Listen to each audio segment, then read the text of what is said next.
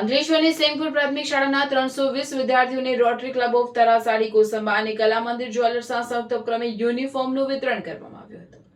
Rotary club of તરાસાડી Kosamba અને કલા મંદિર જ્વેલર્સના સંયુક્ત ઉપક્રમે સેંગપુર પ્રાથમિક શાળા ખાતે યુનિફોર્મ વિતરણ કાર્યક્રમ યોજાયો હતો। કાર્યક્રમ અંતર્ગત શાળાના આશરે 320 જેટલા વિદ્યાર્થીઓને 2 જોડી યુનિફોર્મનું વિતરણ કરવામાં આવ્યું। વિદ્યાર્થીઓના ચહેરા પર ખુશી લાવવાના હેતુથી યોજાયેલા આ સેવાકીય કાર્યક્રમમાં વિદ્યાર્થીઓને શૈક્ષણિક ઉપયોગી યુનિફોર્મની કીટ અર્પણ કરવામાં આવી। સેવાભાવી સંસ્થાઓ દ્વારા કરવામાં આવેલી આ પહેલને શાળા પરિવાર અને વાલીઓ દ્વારા આવકારવામાં આવી હતી। કાર્યક્રમ દરમિયાન ઉપસ્થિત મહાનુભાવો કલા મંદિર જ્વેલર્સના શરદ શાહ, સેંગપુર ગામના તાલુકા પંચાયત સભ્ય સેજલસિંહ વાસિયા, સરપંચ રશ્મિકા વસાવા, રોટરી પ્રેસિડેન્ટ રઘુવીરસિંહ ઠાકોરે શિક્ષણ સાથે સામાજિક સેવા અને જરૂરિયાતમંદ વિદ્યાર્થીઓને સહાય પૂરી પાડવાના મહત્વ પર ભાર મૂક્યો હતો।